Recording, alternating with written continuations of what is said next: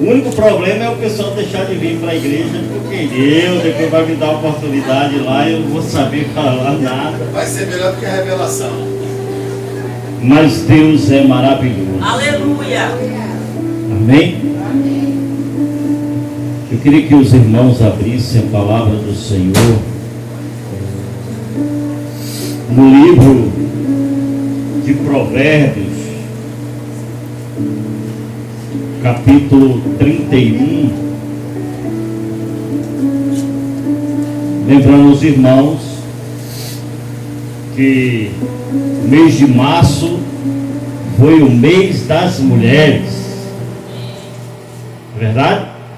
E a igreja fez uma homenagem às mulheres. Que homenagem foi essa, pastor? O mês todinho foi elas que pregaram. Olha que maravilha. E tem bênção aqui, viu? Cada mulher abençoada.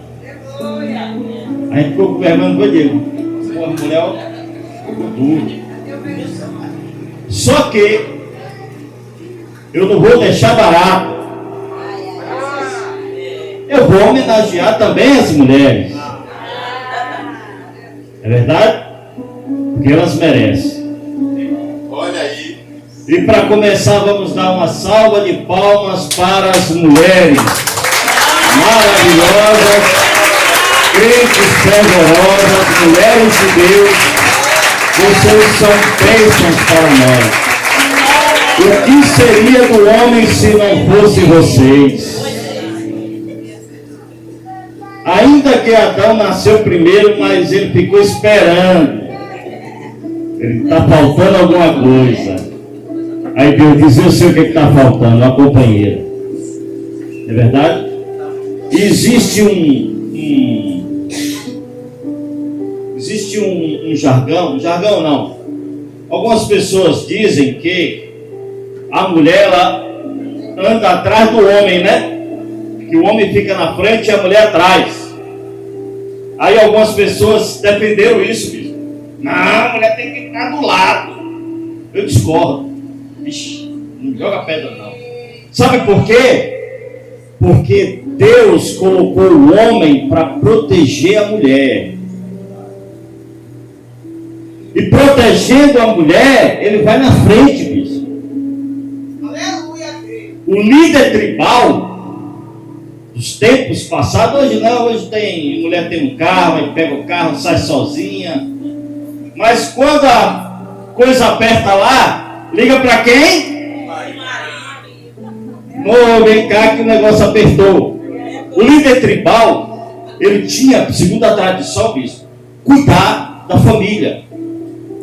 Então até nas suas viagens, ele ia na frente e os filhos homens atrás. Aí as mulheres no meio, mas ele tinha a função de proteger a casa, principalmente a mulher, porque a mulher era seu tesouro. Aí o que acontece? Quando o inimigo partia, Elias, ele estava na frente. Epa, a mulher ficava atrás dele. Eu não estou menosprezando a mulher. Eu estou dizendo que a função do homem é proteger a mulher. Tá vendo, Zé? E olha, eu vou te falar aqui uma coisa. A mulher, de um tempo para cá, ela está tendo seu espaço de reconhecimento. O espaço que a mulher precisava ter, isso era de reconhecimento. Óbvio que hoje a coisa saiu do controle. Aí surgiu os grupos feministas. E muitas delas dizem que não necessita do homem. Que elas podem, se virar sozinho. Mas eu quero te dizer uma coisa, isso é diabólico. Jezabel. Porque Deus não criou a família ímpar, criou par. Não criou homem com homem, criou homem e mulher. Não criou mulher com mulher.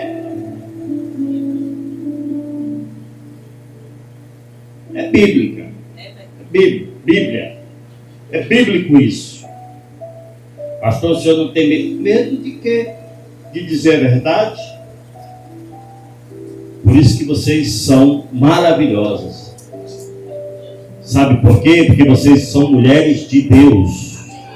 E a mulher de Deus, ela entende qual é o papel dela na sociedade, no casamento, em casa. É verdade? E olha o que diz a palavra do Senhor no livro de Provérbios, capítulo 31, verso de número 10. E o que eu acho interessante é que a Bíblia ela é repleta de histórias, mas as histórias mais fascinantes são de mulheres. Foram pregados aqui no mês de março Esther, Débora. Débora me chama tão a atenção, Elias, que ela tomou a frente de uma causa que não era nem dela. Mas ela teve a ousadia e diz assim: ei, Baraque, não foi assim que Deus falou para você ir à guerra? Que vergonha. Precisava uma mulher se levantar para chamar o homem a atenção. Não foi assim que Deus falou? Mulher usada por Deus. E a mulher sábia edifica não só a casa, mas aonde ela está, ela edifica. Porque ela é sábia. É verdade? Mulheres como Noemi, Ruth. Mulheres como, quem lembra mais aí? Sara. Rebeca de Isaac. Eita! Olha, Ruth. Mulheres que fizeram história. Raabe, Maria Madalena, a mulher que, né? Joquebede, a irmã de Moisés, Miriam, né? Célia é mulher de Deus também, né? Amém? Então, tinham aquelas mulheres como suas esposas, contaminavam os altares de Deus e colocavam nesses altares imagens como os Baals, as Azeras da vida, fazendo sacrifícios ao Deus Moloque, e o povo se corrompendo. O que era que Deus fazia? Toda vez que o povo esquecia de Deus, Deus permitia que uma nação inimiga viesse e oprimisse o povo de Israel. E o povo, quando estava, bispo, oprimido, perseguido, aí lembrava de quem? De Deus. Toda vez que o povo passava por luta, bispo, que o aperto chegava, o desemprego batia na porta, o armário estava vazio, a fome alastrando, as contas penduradas, devendo a agiota, aí chegava e clamava a quem? A Deus. Toda vez que o povo passava por dificuldade, que o arreio apertava, aí se lembrava de Deus. Lembrar de Deus só quando o cinto aperta. Alguma coisa se parece com os tempos de hoje? Parece? Parece, né? Algumas coisas se comparam com os tempos de hoje, né? Tem pessoas que só procuram a Deus quando a coisa aperta. Aí a Bíblia diz que Deus levantava uma pessoa no meio do povo, uma pessoa geralmente que tinha destaque, e usava aquela pessoa para livrar o povo da opressão do inimigo. E no livro de Juízes, capítulo 11, nós vamos ver um homem, filho de Gileade, mas só que não era do casamento casamento normal. Era filho de Gileade com uma prostituta. E aquela criança cresceu dentro do seu arraial, em Mispa. Aí o que acontece? Crescendo, quando chegou a certa idade, expulsaram ele de casa. Sai daqui. Tu não tem direito a nada no nosso meio. Você não tem direito à herança porque você é um filho bastardo. É filho do nosso pai, mas com outra mulher, uma prostituta. Então sai daqui. Aquele homem saiu do meio da sua parentela, foi para o mundão. Aí quando chegou no mundão, encontrou um monte de pessoas boas para andar com ele. A Bíblia cita o nome dessas pessoas: homens levianos, homens perversos, homens maus.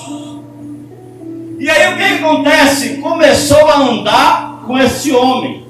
O nome desse homem era Jefté. Jefté começa a andar com esses homens. E andando com esses homens, começou a formar uma facção, uma gangue. E segundo os acontecimentos, essa gangue ficou falada, ficou conhecida. Eles aterrorizavam onde chegavam. Eram os homens do pedaço. Aonde chegavam, todos olhavam só. Chegou a turma. Chegou o peso pesado. O que acontece? Os amonitas começam a perseguir Israel, querendo tomar um território que não era deles, mas eles estavam reivindicando como se aquele território fosse deles, e queriam atacar Israel e tomar aquelas terras para ele. O que acontece? O povo de Gileade, recebendo aquela opressão, foi atrás de quem? Daquele que expulsou de dentro de casa. Foi até ele, sabe por quê? Porque todo mundo agora respeitava ele, porque ele era da barra pesada. Não respeitava ele porque ele era bandido. Respeitava ele porque onde ele chegava, todos tinham medo dele. E aí o que acontece? Procuraram ele e disseram: olha, nos ajuda. Aí contra os amonitas. Ele fez a pergunta simples, bispo: por que agora que a coisa aperta, vocês vêm atrás de mim? Sabe o que eu acho mais interessante? Vamos partir para dentro dos nossos lares. Nós criamos nossos filhos, damos tudo de bom. Eles crescem o cangote, engrossam o pescoço, muitos saem de casa, mas quando começam a perambular por aí, a aprontar, e a coisa aperta, corre para onde? Para dentro de casa. Mãe, me ajuda. Pai, me ajuda. Jefté fez essa pergunta: por que agora vocês vêm até mim? É porque agora eu sou respeitado? É porque agora as pessoas têm medo de mim? Por que agora vocês vêm até mim? Não, não. Mas vamos fazer o seguinte: se você vier nos ajudar, nós colocaremos você como líder em Israel. Vocês colocam eu como líder em Israel? Colocamos. E a Bíblia diz no capítulo 11 de Juízes que assim foi feito. Só que Jefté, indo à batalha, Jefté fez um voto ao Senhor. Fazendo voto ao Senhor, ele disse para Deus: Deus, se tu me deres a vitória contra os amonitas, voltando voltando eu para casa, o primeiro que sair nas portas da minha casa, eu te entregarei em holocausto. Sabe, eu lembro do sacrifícios feitos a Moloque. Moloque era um deus pagão. No seu altar tinha uma pia de pedra, colocavam crianças ali, fazia-se um ritual dançante, com gritos, e sacrificavam aquela criança. Faziam rituais dançantes com gritos para ofuscar, abafar o grito da criança. E no livro de Deuteronômio, Deus sempre abominou esse tipo de sacrifício.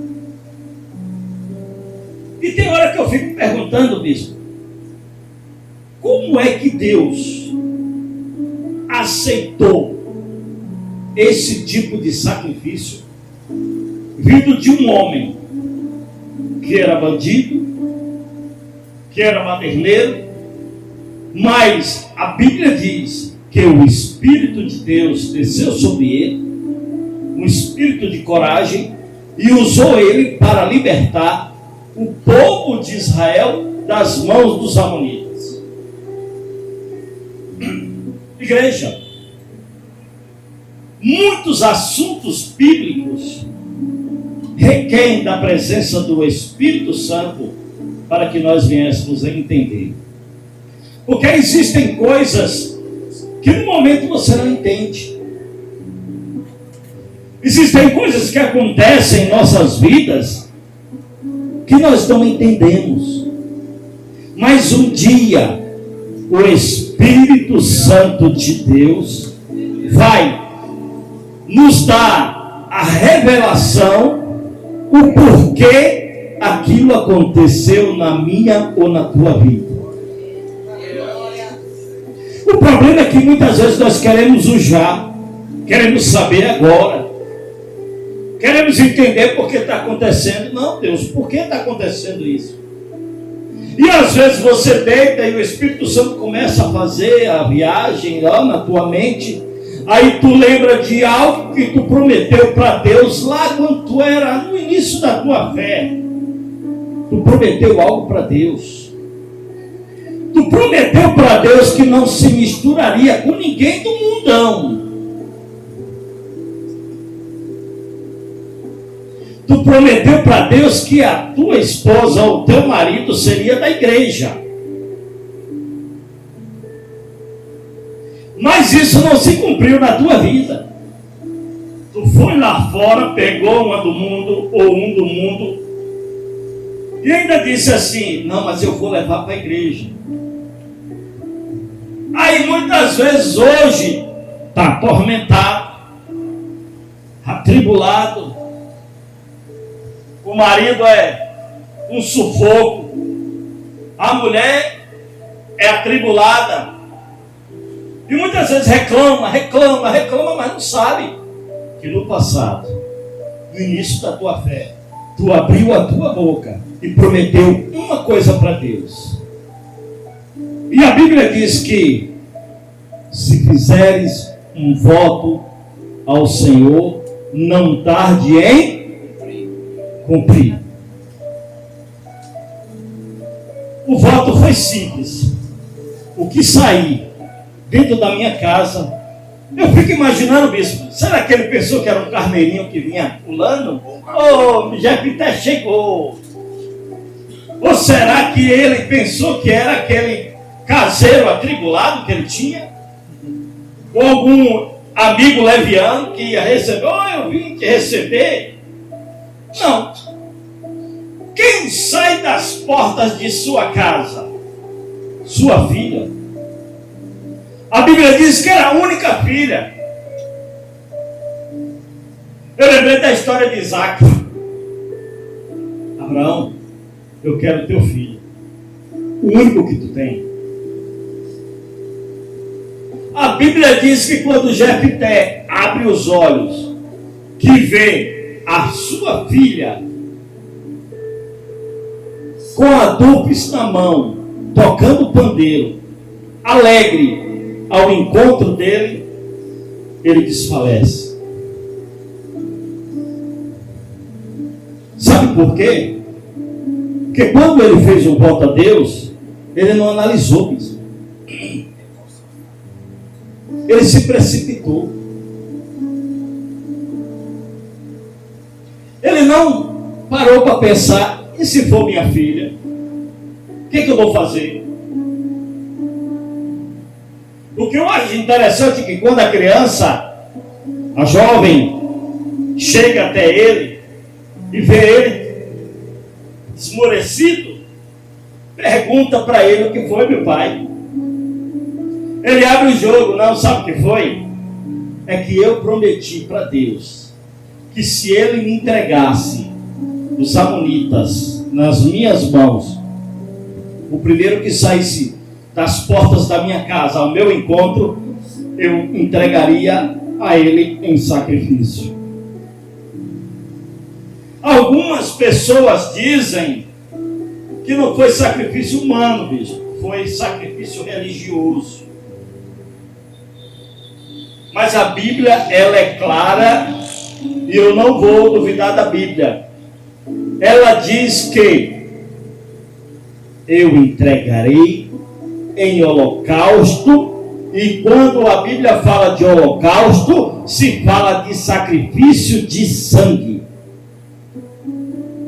Ainda que muitos teólogos tentam, achar uma exegese que mude esse entendimento, mas a Bíblia diz que ela pediu ao pai 2 meses: pai, deixa eu chorar a minha virgindade. Ela não tinha conhecido o homem. Deixa eu chorar a minha virgindade com as minhas amigas nos montes. Mas aquilo que o Senhor prometeu para Deus, que se cumpra. Sabe por quê? Porque Deus entregou, se vingou. Deus deu vingança dos povos amonitas, entregou nas tuas mãos. Deus te honrou. E se Deus te honrou, honra Ele. O que eu acho interessante é que muitas pessoas querem que Deus te honre. Deus me honra. Deus não deixa me faltar nada. Algumas pessoas não dizem isso. Deus não deixa me faltar nada. Ainda alguns chegam, pegam o Salmo 23 e dizem: o Senhor é meu pastor, nada me faltará. Mas na hora da adoração, da oração de 10 minutos, Deus o livre. 1 minuto tá bom, não é não? Tem uns ainda que ora 30 segundos. Deus, eu vou dormir, muito obrigado por esse dia. Tá, amém. Tá, já foi. Aí algumas mulheres ainda dizem assim: tu não vai dormir, tu vai orar, dormir não, já orei. Eu oro em espírito.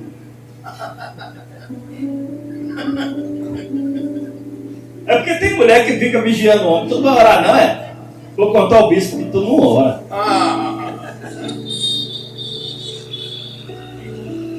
Essa mulher me chamou a atenção, sabe por quê? Porque com a sua pena de morte decretada, ela olhou para o pai e disse: faça-se cumprir a tua palavra. Se você prometeu para Deus, que se cumpra o que você prometeu. Ela poderia ter, e nada, aonde? Meu pai quer me, Você não falou nada, não me comunicou, não me consultou. Já pensou? Meu pai faz lá as promessas dele para Deus e eu vou sobrar? Oxe, que nada. Imagina aí. Mas essa mulher foi fiel, tanto ao pai como a Deus. Esta mulher que deixou não o seu nome, mas a sua história na Bíblia, ela merece aplausos. Ela merece aplausos. Ela merece aplausos. Esta mulher merece aplausos. Sabe por quê? Porque foi uma mulher que honrou a Deus. Ainda que Deus não aceitasse aquilo. Ainda que Deus não aceitasse corpo humano sendo queimado em sacrifício a Ele. Mas, se você prometeu alguma coisa para Deus, que se cumpra. Se você votou, cumpra o voto. Outra mulher.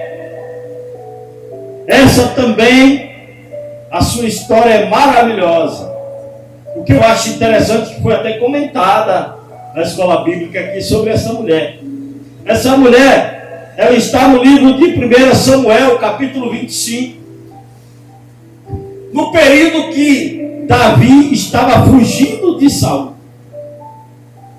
Fugindo de Saul, primeiro ele foi para a caverna de Adulão, conheceu nada mais, nada menos do que 600 homens, todos eles bonzinhos.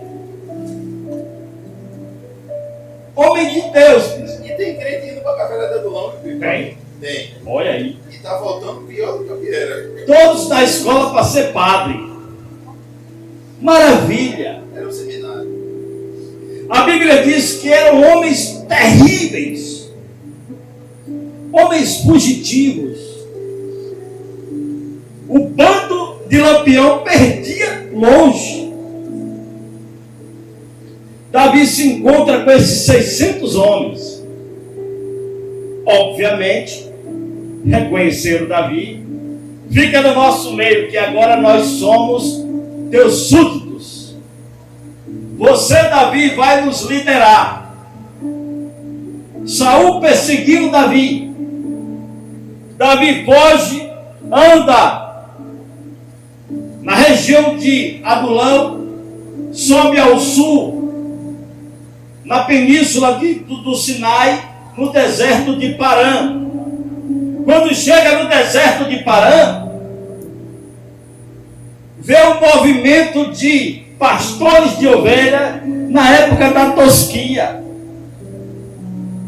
E ali Davi fica ali por perto, porque sabia que no período dos tosquiadores, da tosquia, as pessoas eram hospitaleiros. As pessoas davam mantimentos para as outras, recebiam em suas casas. E Davi, ali no deserto de Parã, ele se tornou o protetor daquele lugar, o líder da facção que protegia todo mundo. E tinha um homem que a Bíblia diz que era bastante rico, com muitas ovelhas, mais de 3.000 ovelhas, camelos.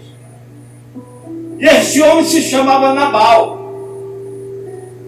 E Davi ficou sabendo que os pastores que ele muitas vezes protegeu eram pastores de Nabal.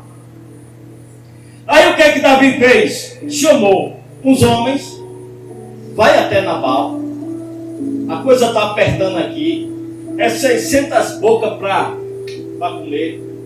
Vai até ele e pede mantimento, suprimento para nós.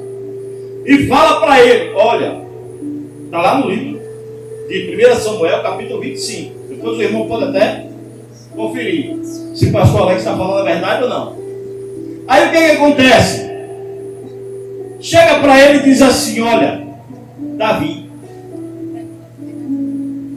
tem protegido os teus pastores, não tem deixado os saqueadores roubar as tuas ovelhas, tem cuidado de todo mundo que te pertence, nada do que é teu se perdeu.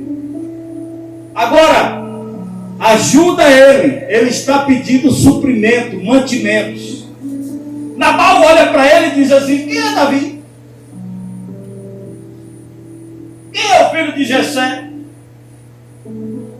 De onde vem esses homens que eu não conheço? Porque eu vou pegar do que eu tenho feito para os meus pastores, para a minha casa, e vou dar a Davi. Não vou dar não. Diga, a gente vai procurar em outro lugar. Mas aqui não sai um pão. Os homens voltaram e foram contar a Davi. Só que, quem estava ouvindo a conversa? Abigail. Mulher abençoada. Abigail ouve a conversa, bota a mão na cabeça e diz assim: esse homem está doido. Obviamente a conversa já tinha se espalhado pela região. Davi era fugitivo. Davi já estava com 600 homens perversos. Quando os homens chegaram lá e contaram a Davi o que Nabal fez, Davi chamou 400 homens e disse assim: vamos para a casa de Nabal. Não vai ficar uma criança viva. Nada do que ele tem vai ficar de pé. Nós vamos destruir tudo. Porque por esse tempo todo a gente estava cuidando do que era dele, dando proteção aos seus pastores. E quando eu pedi um pão, ele me responde dessa forma: bora! Em meio termo, Abigail chama seus súditos, o pessoal que trabalha com ela, prepara mantimentos, pães, uvas passas, carneiro assado. Ai, que eu queria estar lá. Sabe? Boa comida, botem jumentos e seguem em caravana. Imaginando ela: meu marido é tolo. Meu marido está se levantando contra quem ele não deveria se levantar. Sabendo ela que um dia a coroa ia descer sobre a cabeça de Davi. Sabendo ela que um dia a conta Nabal ia ter que pagar. Quando ela chega no meio do caminho e encontra com Davi, vai a seu encontro, se ajoelha, oferece a ele, diz que ela é da casa de Nabal, pede desculpa a ele, pede perdão a ele, fala com ele: olha, não dá ouvido àquele homem que está louco, aquele homem é maluco, eu sei quem tu és, eu sei que um dia a coroa vai descer sobre a tua cabeça, mas me perdoa, recebe aqui, ó, está aqui o mantimento, está aqui, e sempre que eu puder, eu vou te dar mais. Sabe o que é que Davi fala? Bendita és tu, porque Deus te usou. Porque a minha vontade era de ir até Nabal, destruir tudo. Eu estava com ódio dele. Mas graças a Deus, Deus não permitiu que esse sangue saísse das minhas próprias mãos. Vá em paz. Davi volta. Abigail volta para casa. Quando chega em casa, o que é que o homem está fazendo? Um banquete. Ele estava embriagado. Ela tentou falar com ele, ele nem. No outro dia, depois que a cachaça passou o efeito, ela contou tudo o que fez. Davi estava com 400 homens vindo para aqui, para a tua casa, para te matar, porque ele só te pediu alimento. Você tinha demais, mas você não quis dar. E eu fiz isso. Eu levei, sabe para quê? Para salvar a tua vida. Mas você acha que aquele que se levanta contra o ungido do Senhor, passa em vão? A Bíblia diz que no mesmo momento, Elias deu um pane em Nabal. O homem ficou duro. Durou 10 dias, bispa. Deus tira a vida de Nabal. Olha só que coisa interessante. Quando Davi fica sabendo que Nabal morreu, Davi vai até aquela casa, toma Abigail como sua esposa e diz para ela: a partir de hoje serás minha companheira e não vai te faltar nada. Porque tu foste fiel a Deus em primeiro lugar. Sabe o que eu acho interessante? Que aquela mulher, vamos supor que Nabal não tivesse morrido. Mas aquela mulher, o ato que ela fez foi de quê? Proteção da sua casa. Um ato de sabedoria para tentar consertar o que muitas vezes os nossos, o marido de muitas pessoas aí, muitas mulheres fazem errado, e muitas vezes quem sofre é quem está do lado dele.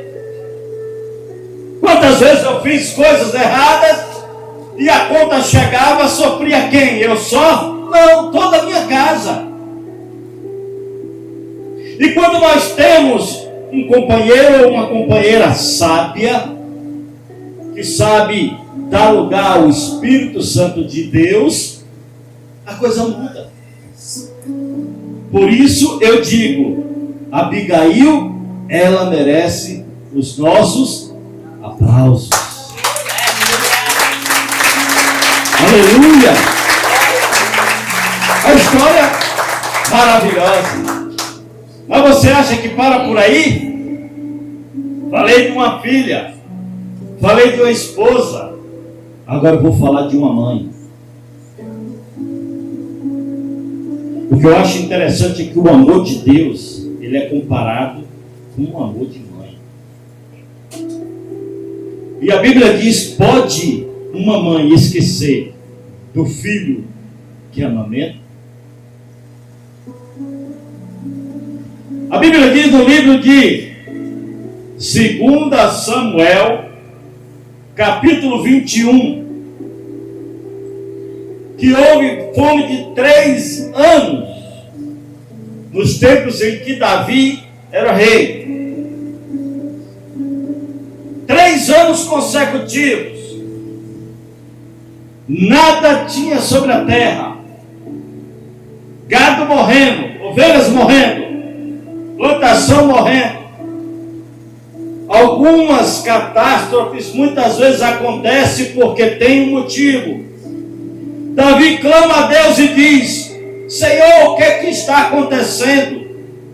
Deus se revela para Davi e diz: o que está acontecendo é por causa da casa de Saul, que se levantou contra os gibeonitas. Aqueles gibeonitas, os restantes dos amorreus, que Josué disse que fez um pacto com ele, disse que ninguém, enquanto ele estivesse nas terras de Israel, ninguém tocaria neles. Levanta-se Saul e vai contra os gibeonitas para feri-los. Com isso, quebrou-se um pacto feito diante de Deus. Deus traz um castigo sobre a terra. Davi vai até os gibeonitas e disse: olha, consultei ao Senhor, já sei o que está acontecendo, é por causa de vocês. Saul se levantou e tentou ferir, quebrar o pacto que nós tínhamos com vocês. Pede o que vocês querem para tentarmos consertar isso. A Bíblia diz que os anciões gibeonitas se olha, não quero nada de Israel, não quero ouro, não quero prata, mas eu quero que a casa de Saul pague. Me dá 7 da casa de Saul. Nós vamos ao monte, nós vamos enforcá-los no monte, em sacrifício ao Senhor. A Bíblia diz que Davi falou, está combinado. Livrou Mefibosete, filho de Jonatas, mas pegou 5 filhos de Merabe, a filha de Saul, 5 filhos, e pegou 2 filhos de Rispa, Armoni e Mefibosete. O nome é até parecido com o outro. A Bíblia diz que pegaram esses 7 homens, subiram ao monte e enforcaram os 7 homens ao Senhor.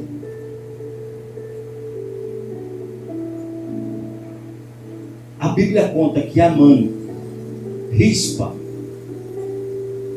vai para o monte, pega um pano de saco, joga, arruma uma pedra, fez uma cabana, ficou aproximadamente, segundo os historiadores, 6 meses,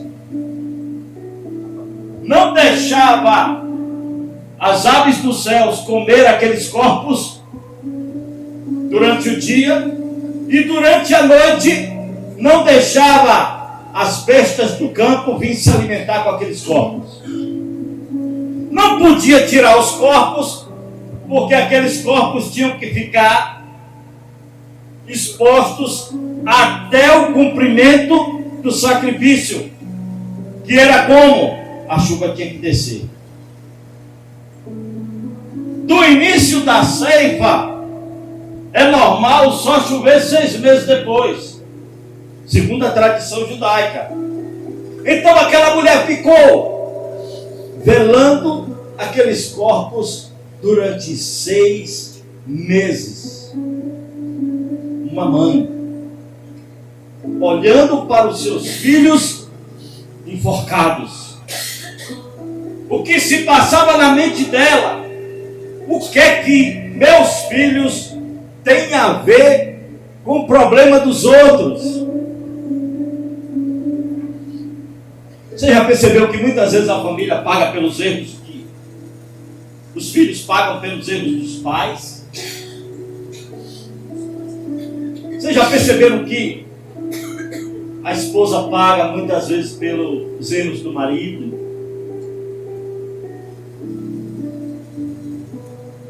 Aquela mulher mostra para mim e para a igreja o que é amor materno. Ela só queria que ali ela pudesse tirar os seus corpos dos seus filhos e fazer o sepultamento. Era o que aquela mulher queria. E ela permaneceu ali o tempo que foi necessário para que isso acontecesse. Alguém conta para Davi. Davi não sabe o que está se passando. O quê? Já tem um tempo que Rispa, aquela concubina de Saul, está lá no monte, tocaiando as aves dos céus e as bestas do campo, os animais selvagens, para que não viesse comer os corpos. Como é, rapaz? É. E ela disse que só sai de lá quando ela puder sepultar os corpos da família de Saul. A Bíblia diz que Davi se levanta, vai buscar os ossos de Saul, vai buscar os ossos de Jonatas, que os amonitas pegaram para fazer escárnio, traz. Quando pegaram os corpos, os ossos, chegaram até aquela mulher. Podem tirar todos os corpos. Não tinha chovido ainda. Podem tirar todos os corpos. A atitude daquela mulher comoveu o rei. Tira todos os corpos, bota na carruagem. Vamos para um sepulcro de honra, enterrar a família dessa mulher. Sabe por quê? Porque a atitude daquela mulher moveu o coração de um rei. Quando isso aconteceu, bispo, quando a carruagem dá os primeiros passos, o que acontece? A chuva cai do céu. Muitas vezes Deus está esperando o conserto. Muitas vezes Deus está esperando a atitude. Muitas vezes Deus está esperando algo sobrenatural. Mas não Ele para fazer, você tem que fazer. Se aquela mulher mulher virasse as costas, quem sabe a chuva nem descia. Mas Deus usou a atitude daquela mulher para mostrar para o mundo inteiro que lê essa palavra, que quando a pessoa toma uma atitude diante de Deus, Ele faz cair a água dos céus, ainda que esteja 3 anos sem chover. É atitude. É o que Elias fez lá no Monte Carmelo. Pode reunir. Então, quantos? 400 de Baal, chamamos mais os 400 de Azera. Pode fazer o altar. Pode chamar. O Deus que fizer descer fogo dos céus é esse. O homem tomou atitude. Não quero natural não. Pode molhar, molha as pedras, molha o altar. Eu quero é sobrenatural, eu não quero coisa normal não. Fogo pode pegar em palha. Em palha fogo pega. Eu quero ver fogo pegar em água, em palha molhada. Eu quero ver, é o fogo, Rosa, é pegar em pedra molhada. Você pode passar o tempo todo tentando, só vai sair fumaça. Mas quando Deus está no negócio, a atitude que você comete, se for de agrado ao Senhor, o fogo vai cair dos céus. A chuva caiu. Davi entendeu que não era ele, era a atitude daquela mulher. E aquela mulher, Rispa, ela merece os nossos aplausos. Sabe por quê? Porque aquela mulher tomou uma atitude diante de Deus. Quantas vezes, por isso que eu digo a vocês, mulheres, vocês são maravilhosas. E a Bíblia nos fala que a mulher, quando tem a presença do Espírito Santo, ela é virtuosa. Aquele pastor Billy Graham, uma vez ele falou que ele prefere, olha só, um líder americano conversando com um pastor de renome. Billy Graham, ele disse que ele falou, o líder americano falou para ele: olha, eu prefiro confrontar com qualquer exército do mundo, mas eu não quero confrontar com a mulher ajoelhada orando. É forte. Sabe por quê, igreja? Porque a mulher, ela tem algo especial. A mulher, ela tem algo único. O coração da mulher é conectado diretamente com o coração de Deus, de uma forma sem bloqueio.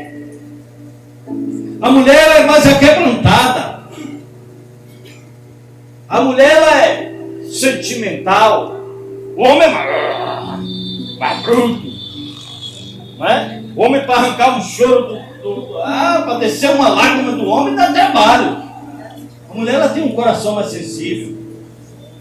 Mas eu quero te dizer uma coisa: pode ser qualquer homem bruto, ignorante, mas ele precisa de uma mulher virtuosa do lado dele. Por isso que a minha homenagem às mulheres, mês de março passou, mês de abril entrou, mas vocês merecem uma homenagem eterna, porque vocês são virtuosos na presença de Deus. E bem-aventurado aquele que a encontrou. Por isso, posso dizer, vós, maridos ou pretendentes, cuidem bem das suas esposas, porque o valor dela excede a muitas joias. Amém? Você pode aplaudir ao Senhor? Fica de pé. Fica de pé. Eu quero orar por você. Você, mulher, eu quero que você coloque a mão no teu coração. Você que é filha, você que é esposa, você que é mãe, eu quero que você coloque a tua casa nas mãos do Senhor. Eu sempre digo, eu tenho uma coluna de de oração em casa. Tudo para dar certo da minha vida começa em casa, através do joelho da minha esposa. Eu sempre digo: filha, tu não está orando por mim. Por quê? Porque a coisa está apertando. Ah, então tu percebeu, né? Porque quando ela está orando por mim, o negócio começa a deslanchar. Então continue orando pelo seu esposo, continue orando pelos seus filhos, porque é através das vossas orações que os seus filhos vão ser bem-sucedidos, que o seu esposo vai ser bem-sucedido, e que você venha ser uma filha abençoada na presença de Deus. Principalmente, eu sempre observo, bispo, quando nós estamos bem idosos, o homem, quando ele está idoso, quem mais cuida dos homens são as filhas. Não é o filho, é as filhas. Lá em casa foi assim, minha avó, quem cuida é as filhas. Meu pai, só tinha eu, mas se tivesse outra, eu tenho certeza que ela ia estar cuidando dele. Porque é o lado sentimental. Então continue orando pelos seus pais, mães, filhos e esposos. Amém? Vamos orar? Deus, em nome de Jesus.